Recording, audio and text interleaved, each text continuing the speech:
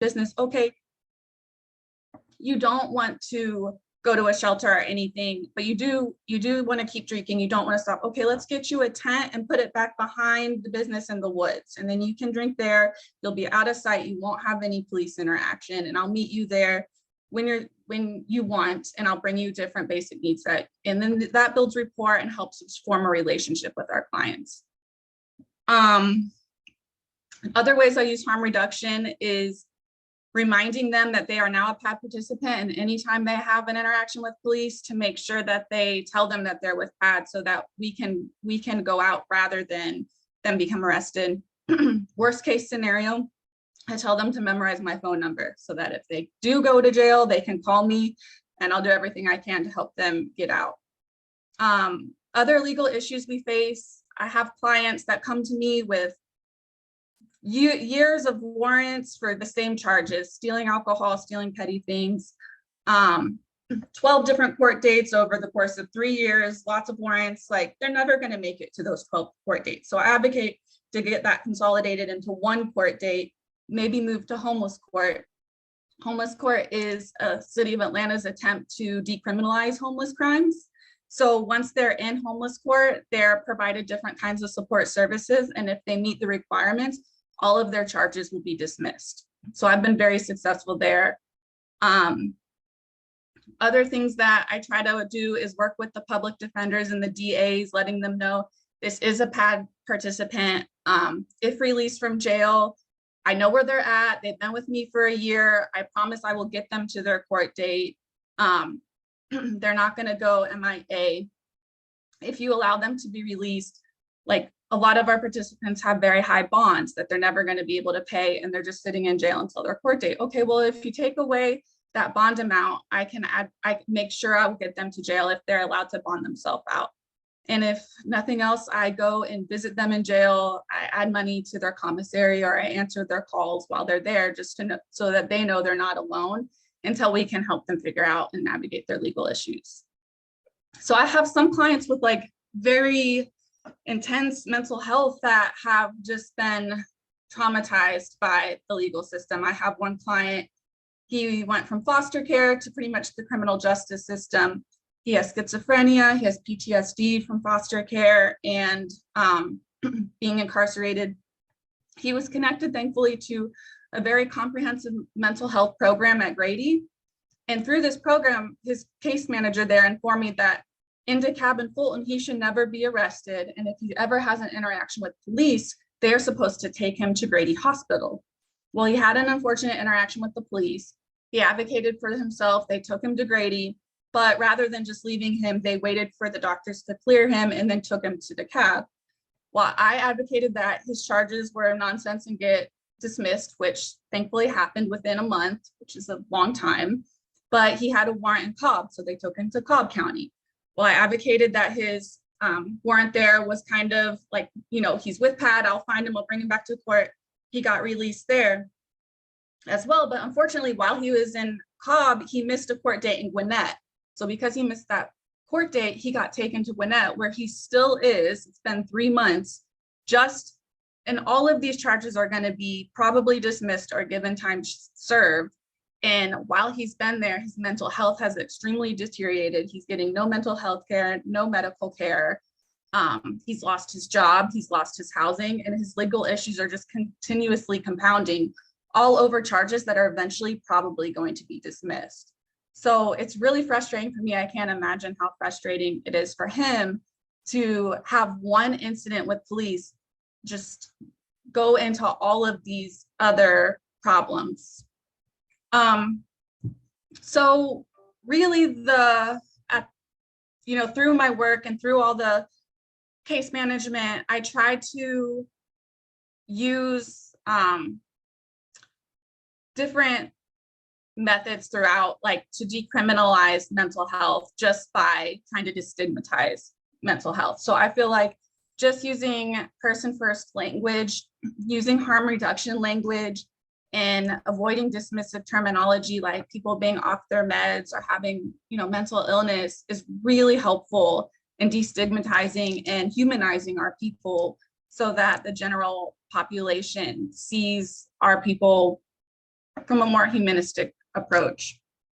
And I really love this work, and I really feel like harm reduction in our street-based approach to care, care navigation is a really useful tool in navigating mental health. So Chris, I'll let you take it from here. Thank you, Lenny. That was, at the end of your story about the person you're working with, I thought that is the most depressing thing I've heard in years. I said, thank you, Lenny, for sharing that. But it also occurred to me that he has you, right? He has someone out there advocating for him. He has someone talking to these people, someone working on his behalf, and that is fantastic. So even though life sounds really hard for him right now, that does sound really frustrating. He has you, so thanks for being there for him. Next, we are going to hear from Antonio, who is a participant at PAD, and I believe a recent participant in a training that I've heard a little bit about before. Antonio, what do you have for us? Good morning. My name is Antonio Bryant. I'm a homeless disabled veteran. I suffer from mental health issues and physical disabilities. I'm a long-term PAD participant. I'm here to tell you how wonderful PAD is. I'm not going to get into my story as much, but I refused help from PAD in 2018 when I first started with him. I maintained contact with him though until 2020 when I was rearrested for drug paraphernalia. I had outstanding warrants and I was quickly taken to Fulton County, where I was placed on probation for 2 felony charges. I was released to the custody of PAD and along with 8 pending felony charges. Since then, I've been cleared of all my charges. I've completed all my probation. I've completed the CPS training with the Georgia Mental Health Association. I'm scheduled to take my exam next month. PAD has stood behind me 100%. They've helped me grow to the person that I am now. And getting help for my mental health issues helped me resolve my drug issues. I quit using drugs cold turkey. And I didn't need any counseling or anything. I had to divorce those streets out there. That's where my addiction was. And that's what I made up my mind to let PAD help me. And the people in PAD are wonderful. I mean, they stand by you, they care about you, they take care of you. When I was released from jail, they gave me what I needed: transportation, food, housing, communication with the cell phone. And they have been there every step of the way. I'm a person that's seeking long-term housing because of my disability and mental health issues. And they have me hooked up with the Step Up program to receive my HUD voucher and all that. I have my voucher. I'm waiting on housing. I'm just waiting for waiting on my apartment. Since then, though, the place where they placed me at the Clay House out in Clayton County, I became the resident manager and the peer counselor there. And that's when I started helping others that were coming into the program get their IDs, get their needs met, their food stamps, their SSI, get in touch with services for doctors and everything. I made a 360-degree turn for the better of my life. And it turned out that PAD had instilled in me something that I didn't know that I was going to enjoy as much, and that's helping other people. And that has made the difference in my recovery and everything else about my life. Being disabled and no longer able to work like I've done all my life, and getting that renewed sense of purpose again, and getting a hold of my mental health issues has been the ultimate reward of my life. I now am able to use my mind instead of my body and do something that's purposeful and meaningful. And it gives me joy, and I'm happy to do it. And thus far, I love it. I just love it. And I thank PAD to the utmost. I also do police training for diversion with PAD. And whatever PAD throws at me, I'm there, hand and foot. I am proud to say that I am a PAD participant and I'm a PAD person. And I love my program, and there's no greater program there is.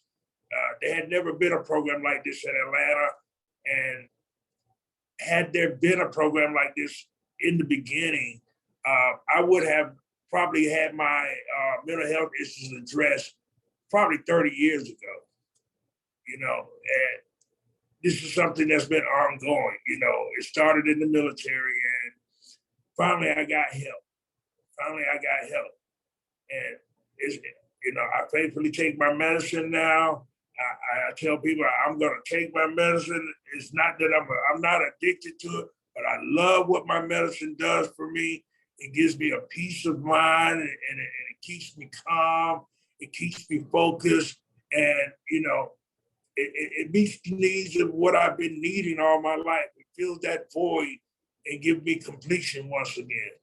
You know, so I'm very thankful for my organization. I'm very thankful that they came at the right time in my life, that I chose at the right time in my life to step up and stand out for PAD.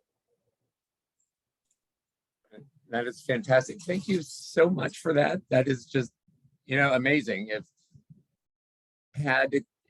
all of PAD's efforts through these years had just been to get you where you are today, it was worth it. So glad to hear that you are well. So we are going to be joined now by two people who I know well, Ms. Lindsay Sizemore and Laji Ruffin. Good morning, everyone. Welcome to the call. We are going to be doing a little panel right now, but before we get into the panel, let's say hello to Lindsay and Laji. Laji, would you like to introduce yourself first?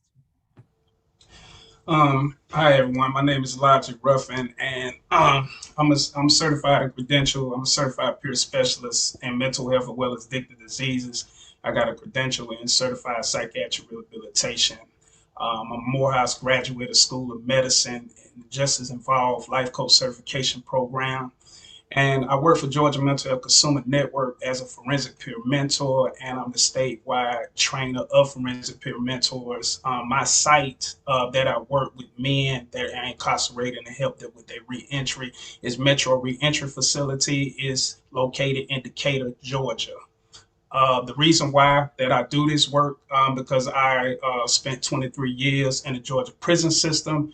I have successfully transitioned a grandfather, a father, a homeowner, a husband as well. And the reason that I do this work, because I understand that with my example will help individuals transition and be of a mirror to them, to let them know that they can return back into the community, and also give them that support that they need through my example, as well as showing them and celebrating them in their empowerment and pulling themselves up from their bootstrap to become successful in this society.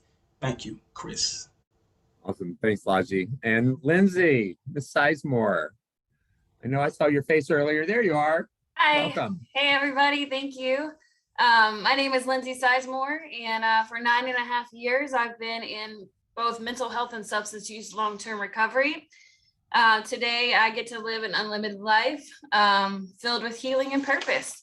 It's through my mental health and substance use challenges that, and also homelessness, suicide, and the years spent in the criminal justice system, that I'm now able to offer valuable contributions to my community by simply sharing my experience and being evidence that recovery is real. Today, I'm honored to be the project director of the Forensic Peer Mentoring Training with the Georgia Mental Health Consumer Network. What's kind of cool is I'm actually a product of this same program. So that is, it's pretty surreal on most days. We get to provide linkage and resources. I wrote a few things out, but I'll just read a little bit about the program itself. So I remember being small, feeling small, traumatized, alone, and ruined. And it wasn't until I was introduced to peer support that I began to create a new story for my life. Having consistent support, being talked to like a human, and being taught how to focus on what was right began to feed the person I was becoming, not the person who I used to be. Today, I get to work with the criminal justice system, and we work together using my darkest moments, and now I get to be a light for others. And that's really why I do this work. In the forensic peer mentoring training, we get to train peer specialists from all over the state of Georgia who have lived experience inside the criminal justice system. We get to specifically work with those who are 3 to 18 months before their release date. Also getting to work with those who live with both mental health and substance use challenges as well. I am just so excited to dive a little bit deeper with these panel questions, just to talk about more about what we're doing, expanding this workforce of mentors throughout the criminal justice system. Thank you. Thank you, Lindsay. Who have we, Rosalind, are you going to help me keep up with myself over here? Because let's see. Okay, Yes. who's going next? Lenny, do you want to tell us a little more about yourself? You told us about the program. Well, what about you? Who are you? How'd you get here? Oh, that was an unexpected question. So yeah, I'm Lenny. I started my journey in social work in San Francisco in the Tenderloin district. I worked in permanent supportive housing for formerly homeless people. And we used harm reduction methods in order to keep people housed and keep housing retention high in all of our buildings. So I did that for about 4 years, and then I moved back to Atlanta, where I'm from. I've worked in all different kinds of social work agencies. I've worked with HIV and AIDS in housing. I've worked in a housing authority and a domestic violence shelter. And that all brought me here to PAD, where I will live and breathe harm reduction for the rest of my life. I hope to continue doing this work. I hope to continue working with people experiencing homelessness, people who have legal issues, and yeah, I think is there. Okay. Yeah, no, that's great. Who next? Jadon? Close? Am I close? Yes. Yes. So a little bit about my background. I have worked in psychology for quite a while. I did paraprofessional work for a few years right out of college. My original degree was in political science and psychology, because I've always had this underlying love for law. And so I went into case management for a while and found my way over to foster care, which, as much as I loved it, it was very, very heart-wrenching. And so then I actually started studying forensic psychology. And once I finished that degree, I realized that I wanted to dive deeper into advocating for mental health in the criminal justice system. And I found PAD, and it was literally exactly what I needed in terms of harm reduction and advocating for those experiencing psychological or mental health issues or quality of life concerns, and having negative involvement with the criminal justice system. So like Lenny said, I will live and breathe this literally forever. So that's me. Awesome. Okay, and let's see, Antonio, I think we have a pretty good understanding of how you got here, and we're glad you are here. But is there anyone else that I'm leaving out the panel, Roz? I do not think so. I think that's everyone. All right, well, Roz, do you want to kick us off with some questioning here? Definitely. And I just want to, again, thank, everyone at PAD for the amazing work that you all are doing. I certainly can think of how an interaction with you all would have been helpful for me along my journey. I can remember being arrested for jaywalking and spending time in jail for that, for not having ID. So the work that you do and your commitment to truly meeting people where they are is incredible and what's needed. And so I'll start with you, Lindsay. Tell us about your most challenging day at work, either in this role or one that's related. And then follow that up with the tools and skills you use to get through those days. Okay, so, going in, I was, maybe had been released from prison for about a year when I stepped into this role, working in this field. And, I was so hopeful, at this point in my recovery, just to have my life back and to be feeling, those feelings of peace. And so going into this field, I would say the more so challenging emotions that I experienced are going to be just feeling inadequate at first. I was walking into, this role feeling like, oh, I have a criminal record.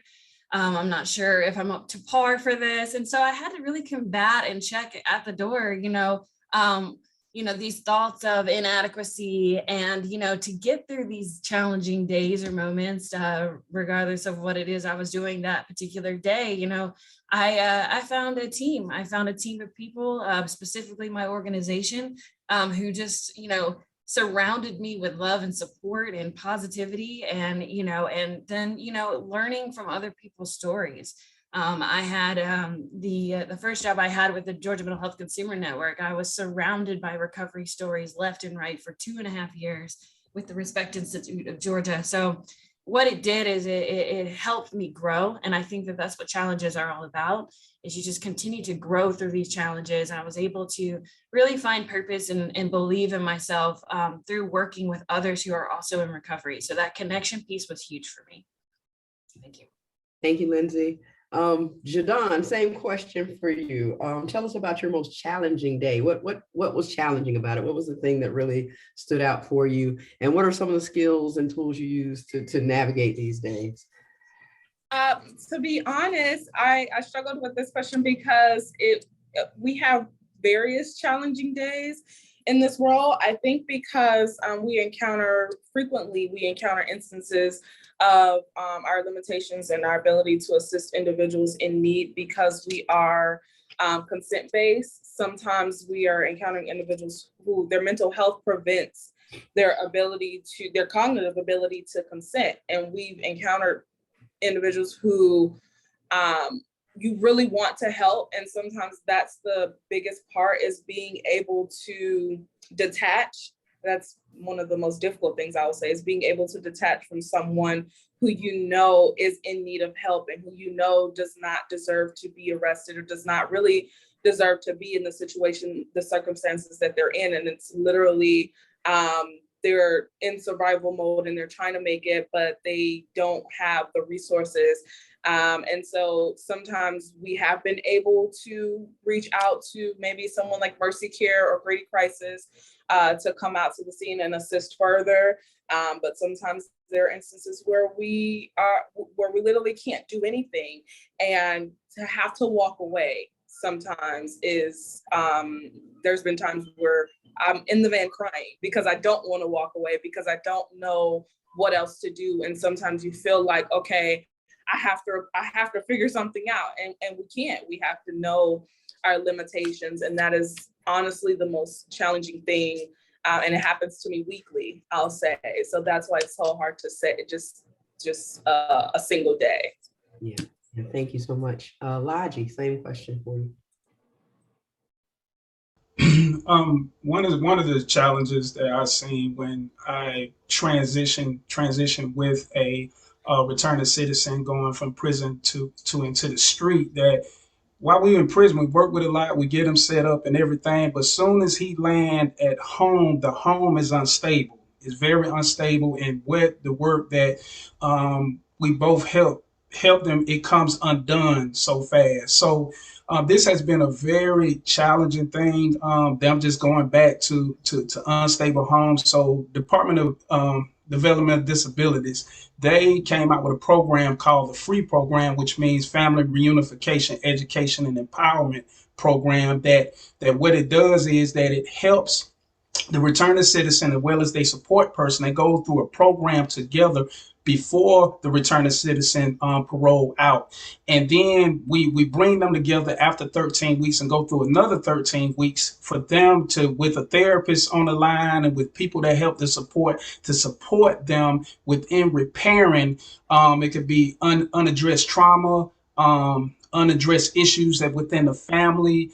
So this has been very helpful. We are in our second cohort, and I facilitate the program at Metro Reentry Facility, and we have seen success. One of the success quickly was a peer that he went to his son's school, and the son got upset because The dad wasn't there in his life, and he fought the dad right in front of him. But through the tools that was used through this program, the dad was able to be calm and not react to his son, but to listen, to effectively communicate with his son and to calm his son down. So that was within itself let us know that the program is working, because it could have turned something else, and the dad could have got locked up if he would have reacted to the son. So that's pretty much the tools that we need. Thank you, Rod. Thank you, Laji. And finally, I give it to Lenny to answer the same question. Yeah, I think for me, one of the most challenging things about the work is finding partners and programs and resources that share the same values as we do. So like even, I'll refer someone to housing and they're not harm reduction, they're abstinence only. I get people kicked out of housing within a few days just for testing positive for THC. Like it feels so ridiculous to me. And it's really kind of heartbreaking to be struggling to do this work with almost, we do have some great partners and we have some great resources, but for the most part, Atlanta's just not quite there yet. So working, we do a lot of coaching up with our partners, trying to negotiate, it's just this one time, can we give some more chances, and before it's just an all or nothing approach. So I just always try to remind myself that we're doing the best we can with what we have right now, and we're making progress, even if it's slow progress. Yeah, thank you. All right, and so on the flip side of that, we want to hear about about your most rewarding day, or about some of those successes, and what happened to make it so rewarding. What was the beautiful miracle that happened? So let's go ahead and start with Jadon. I see you smiling over there. Go ahead and tell us about that. Yes, because this is my favorite day at PAD, and it's literally the flip. So I arrived to a diversion, and there was a challenge with the individual's ability to consent due to several mental health concerns. And so I just, for some reason, I could not let that one go.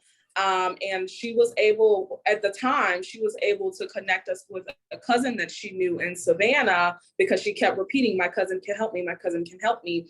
And so the cousin wasn't responding when I was initially calling the day of the diversion. And so we actually had to leave her at the scene, which like I say, sometimes it's required, but that detachment is one of the most difficult things to do. So I literally spent the next few hours from that day, it was like the afternoon of the first day of the diversion to the morning of the next day, I was constantly trying to reach out to the cousin.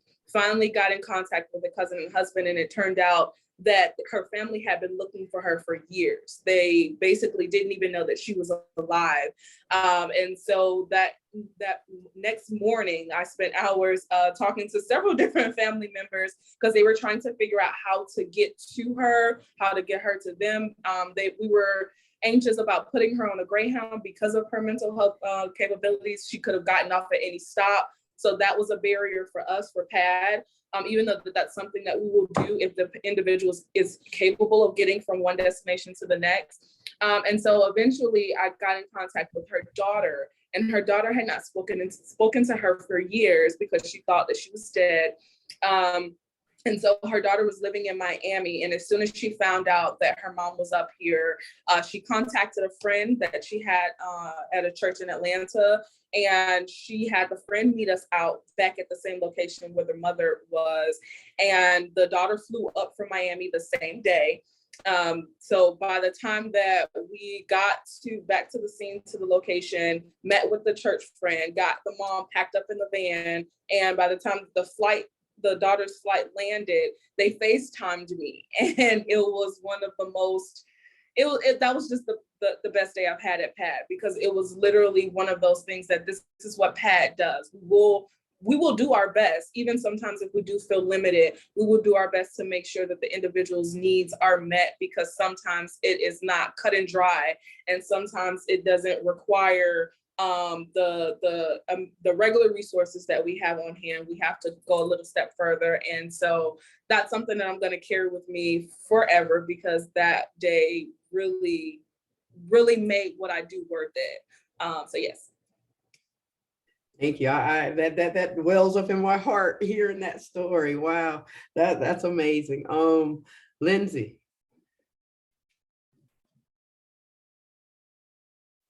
All right. So this question, there are so many rewarding moments. So, I direct the forensic peer mentoring training. And so it's kind of like, I don't know, it's my baby. And when I first read this question, I couldn't help but remember that day where we had just finished our very first Georgia specific forensic peer mentoring cohort. It was the last day, everybody was graduating, and it was just so surreal. And you guys, a forensic peer mentor saved my life. I would not be who I am without that. And so to be a part of building this curriculum with my entire team, that was just such a rewarding moment for me in my career. And just to remember that bigger vision about how many people we are and how many lives are about to, get hope, how many families are going to be restored, how many communities are going to be healed. So I just remember, I'll never forget that last day of graduation of the very first training. And now here we are about to do our 10th training. And so that was just extremely rewarding to play a part in that. Also, just seeing a returning citizen, as they, start working with a forensic peer mentor, a lot of people don't have a plan. They don't know, they don't know where they're going to go or how they're going to do it. And then to see a plan form, to see them on the outside and to see that, they're reaching their goals. And, when I have these forensic peer mentor trainings, seeing even people I was incarcerated with going through the training, it's just like, what's happening? And so it's just amazing. It's working. It is such a reward. This entire job is a reward.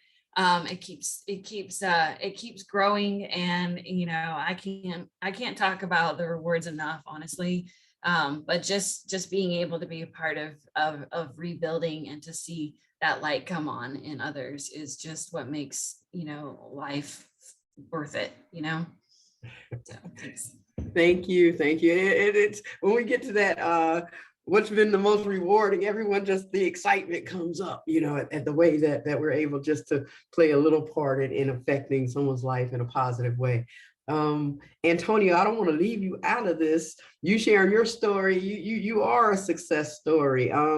Is there anything that you want to add to this conversation or with this question about what's been successful?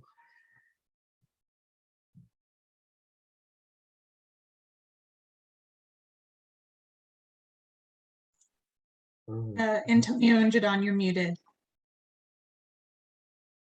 I'm sorry, can you repeat the question? I was just asking Antonio. I'm not sure. I know he is a success story, and I know he's doing some work with folks, and just asking him if he wanted to share about what's been rewarding for him during this journey. Perfect timing. Okay. I've got a lot of rewards. One of my rewards though is I had a roommate out at the Clay House. He was a PAD participant. He passed away, and I had to help him get all his benefits. He was one phone call away from his permanent housing, and he was still waiting to hear from SSI about his retirement. He was 65, but I think he got a little touch of COVID, and plus he had some pre-health conditions, but he passed away. And I know Pat was with him through the whole process of his hospitalization, and they made sure that he got his final resting place. He was buried in the cemetery out in Palmetto, Georgia. I have another roommate that's currently in Clayton County Jail, and Pat put money on his books, and they're still standing behind him, trying to help get him out of jail now. And he constantly calls me and tells me to call his case manager and relay messages. And other than that, though, the most proudest moment for me really is just my change and Pat accepting me and giving me the opportunities to become a CPS and standing behind me and guiding me and teaching me. And I have friends that I didn't know I had. I have people that care about me that I didn't know I had, because I still haven't gotten in touch with my family yet. After being estranged from them for 5 years, I have not made any contact or tried to reach out to my family members. But I have a family now, and that's paid. And that's the most rewarding thing to me. So whenever my people finally see me, they're gonna see me with the pad people first. Thank you, Antonio. Those connections make all the difference in the world. Chris, I'm kind of off base, but Clara, I don't know if you're participating in the panel or not. Okay, so she says no, so I'll give it to Lenny, and then we'll go from there, and I'll pass it off to you, Chris. My most rewarding day for sure is picking participants up from jail, whether it was just time served and released or anything I did to advocate to get them out. Going to get them from jail and bringing them someplace that they want to go or someplace safe is by far the most rewarding part. You know, getting them some food and just some respite is amazing. It's definitely the best feeling I've experienced, other than maybe getting people permanent supportive housing, which is unfortunately a lot rarer than getting people out of jail, but we're working on it. And you know, helping people meet whatever goals they have, or reconnecting with family, any of those things, just it's very rewarding. Yeah, thank you. Getting out of jail, that's a great feeling, and having someone waiting for you, supporting you is even better. Laji, I don't think you had opportunity to answer this question, and then Chris, I'll give it to you. One of the most rewarding is when the pandemic first hit, and of course we're still in the pandemic. You know, life was carrying on for the peers in there. They still got to get released, and a lot of people screaming, well, just release them. But a lot of them didn't have a solid reentry plan going out. So my most rewarding thing was to sit down with the peer within that and just help support him with a plan. And of course, you know, before the pandemic, it was a struggle. And when the pandemic came, it was just real scary. It was a scary moment. So we helped him came up with a plan, supported his plan, found the resources available, walked him outside the gate into a world of uncertainty, put him in my car. He was we drove him to a place to stay. He had employment, and I'm happy to say, after being in the pandemic for these 2 years, that he still is employed. He got solid housing, and the job that he's working at, he has became a shift leader within that, and he is employing and help employ other returning citizens that come out into the world. So that right there warms my heart, because he is paying it back with the help and just supporting that, and just watching, pulling my beach chill up and just watching all this has been very rewarding for me. Thank you. Thank you, Laji. Unmute yourself, Chris.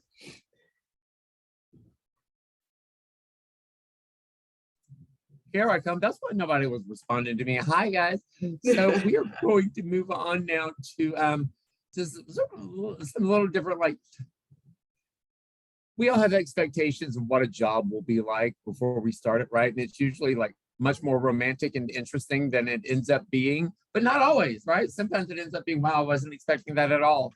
So we want to ask you all, like, what's been the most surprising thing to you personally about the work you're doing, about this experience of decriminalizing mental illness in our communities? And let's see, why don't we start with, how about Lenny?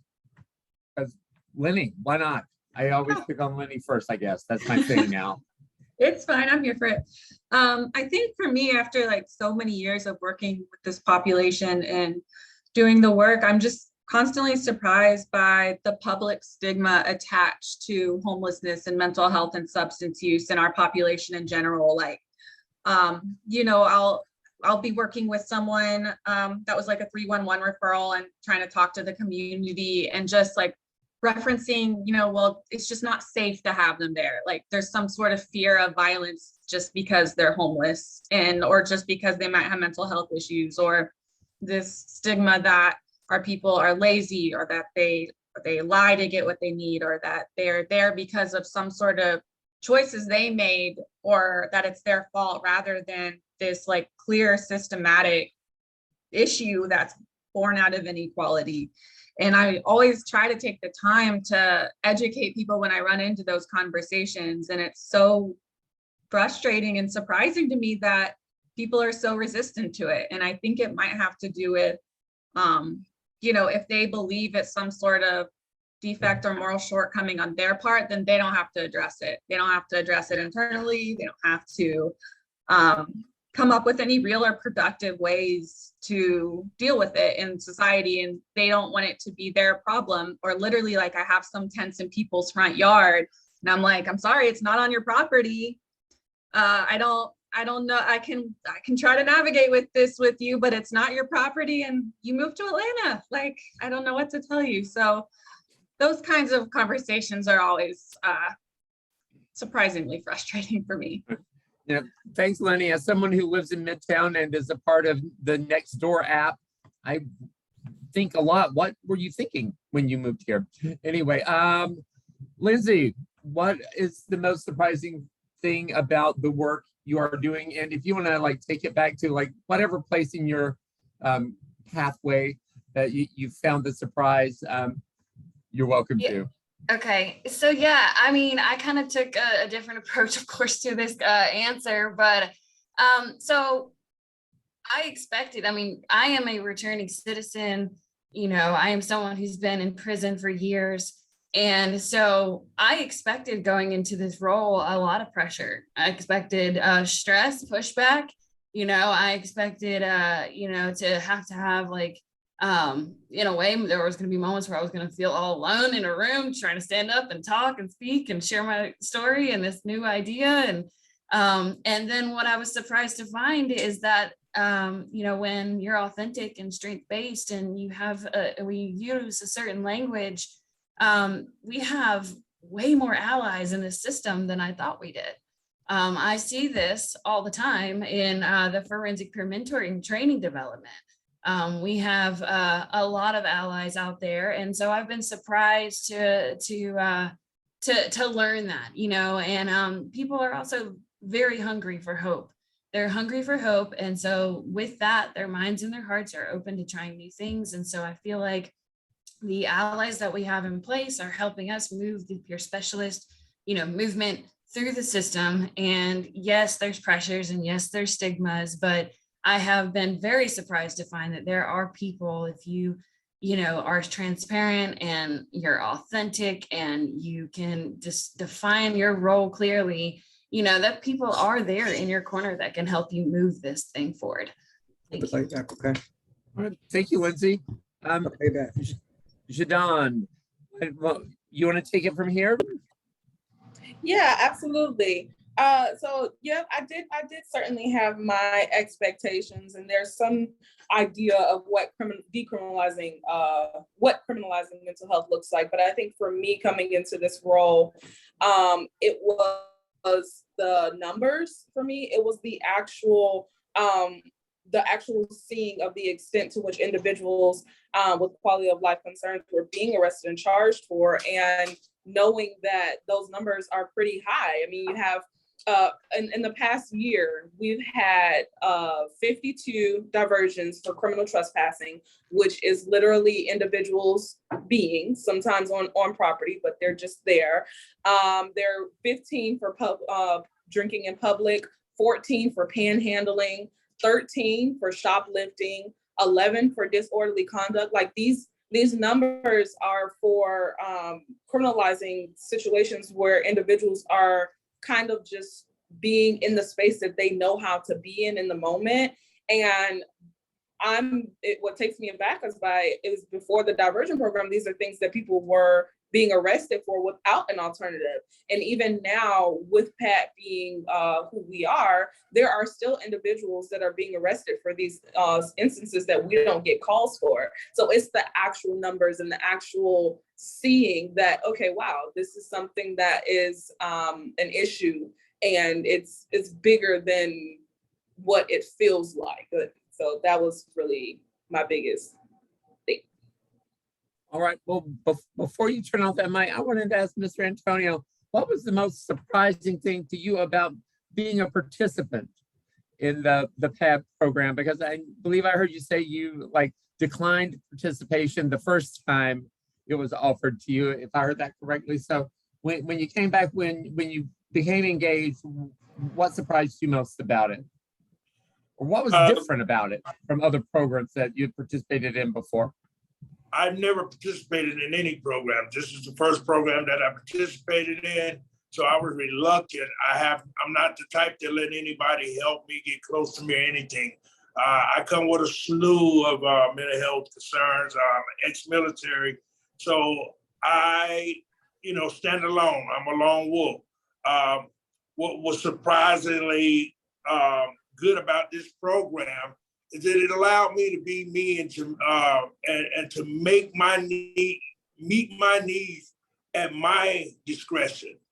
And it allowed me to help navigate my own recovery.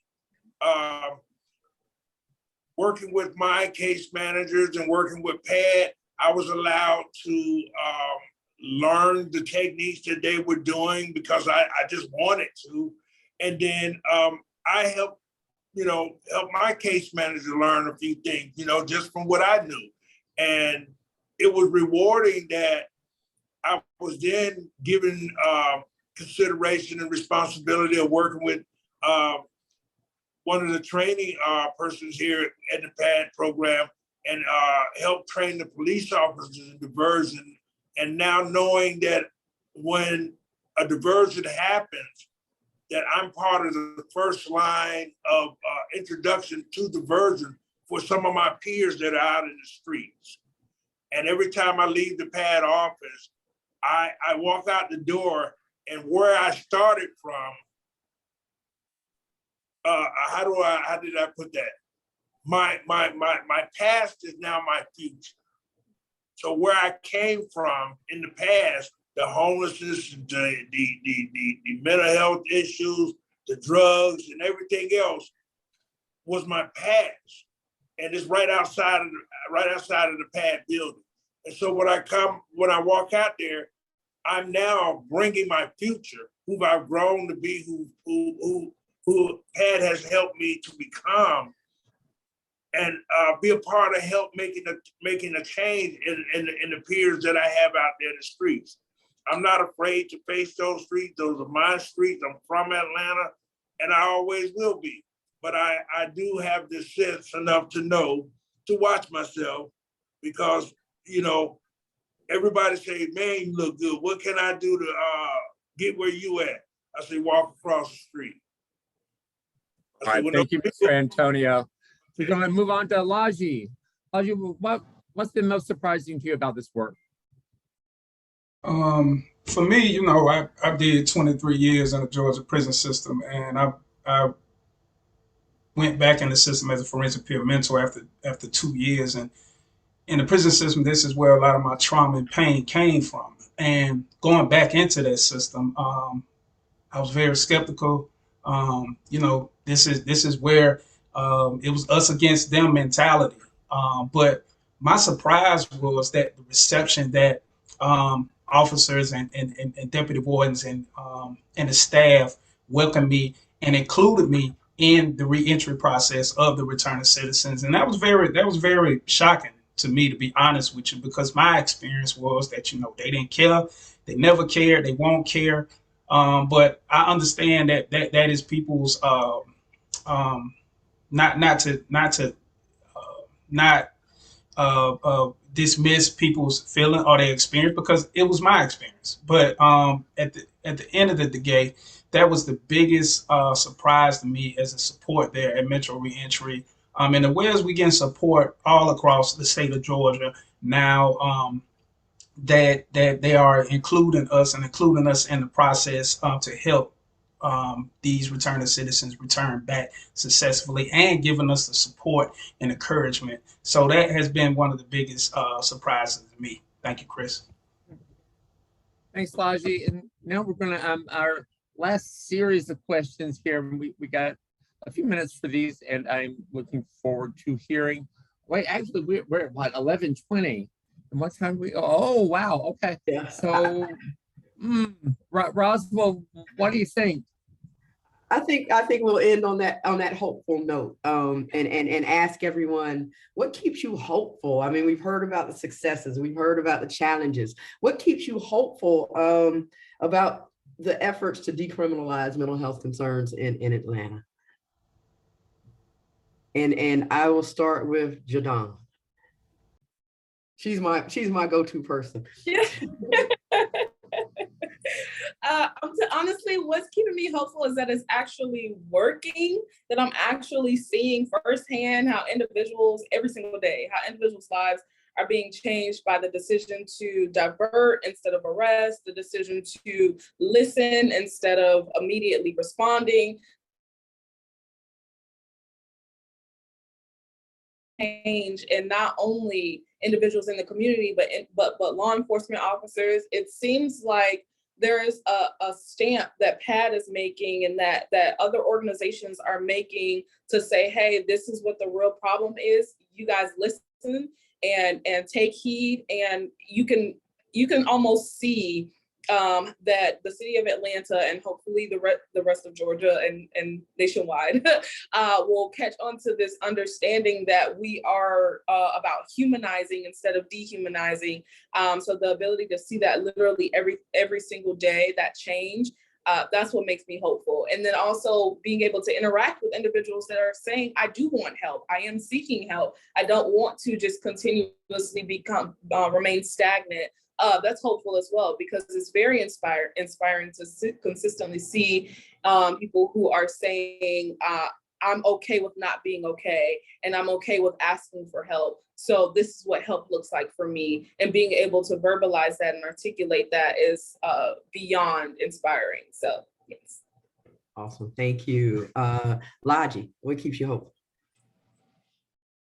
What basically keep me hopeful is men like Antonio. You know, him sharing his story and what success is, and the expansion of the forensic peer mentor project is going into other facilities, other prisons, other court systems, um, other day reporting centers. You know, that what really keeps me hopeful, because they really including individuals who've really been impacted by the criminal justice system, and just showing, not only showing the system as well, they're saying, hey, we are people as well and we can recover. And I think with the pushback and the people that was basically lock them up and throw away the key, now they're really just trying to have holistic approach, like within PAD, with us in the Forensic Peer Mentor Project, and really just including us in it. And that what makes me very hopeful. Thank you, Ross.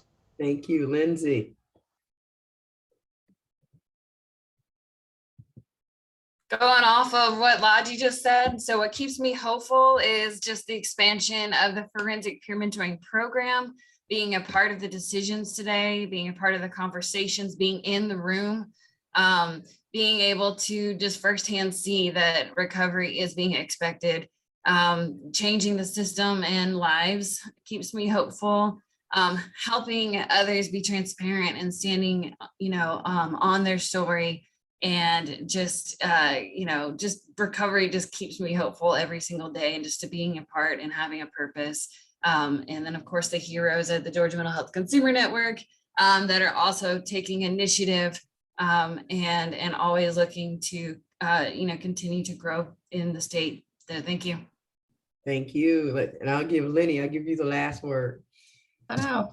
As much as I had complained about the general public, I do feel like people are looking for alternatives to what's been in place. They recognize that this criminal justice system isn't working, and they want us to address these issues in a different way. And we get so much public support, from PAD, like just seeing on Instagram and Facebook, all the likes we get. And then I was at the sheriff's department the other day getting somebody fingerprinted, and one of the security guards was like, oh, hey, I saw you on Instagram. And I was like, you follow us on Instagram? Like, I was like,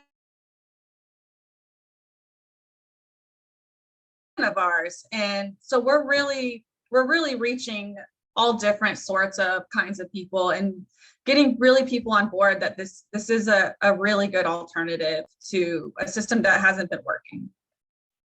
Thank you, thank you, thank you. This has been an amazing webinar. I'm checking as we come to the close over in the chat to see if there's any questions that have not been answered. And I think that you all have done an amazing job responding to all of the questions in the chat as this was going along. And so I will thank you all and thank you for the amazing work that you're doing.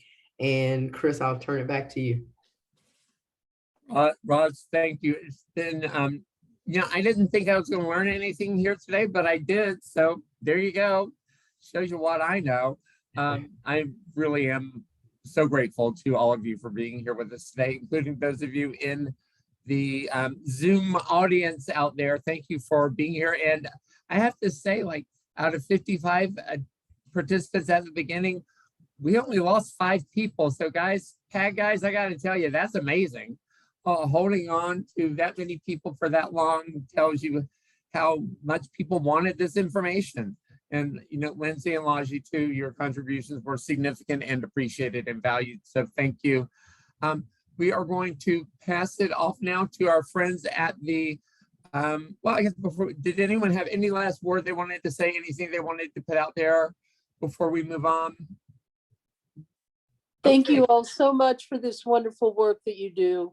We're so grateful, and it's so nice to be with you today. And I thank you, Sherry. And Sherry's voice reminded me that something we've been working on with PAD and a bunch of other people is the Center for Diversion and Services, which is going to be a little carve out of the Atlanta City Detention Center that will provide diversion services to anyone in Atlanta who's arrested on or potentially going to be arrested on a charge related to behavioral health concerns. And we're hoping it's really going to change what the system in Atlanta looks like. We really are very hopeful. So keep an eye on that, and we will turn it back over to our friends at Emory. Do we have an Emily available? And Emily at Emory is available. Thank you so much. Thank you, Roz. Thank you, Chris. Thank you, Sherry. Thank you to all of our panelists. That's going to be our event for today. I am going to drop our SAMHSA required survey, or the link to that survey, in the chat. So everyone, please do us a huge favor, click on that link, fill out the survey. It really helps us to send feedback back to SAMHSA and to provide more events like this and to provide more platforms like this one to share amazing work like PAD. So please click on that and fill out the survey. If you're not able to access the survey through the chat link, you will be receiving an email with this link later on.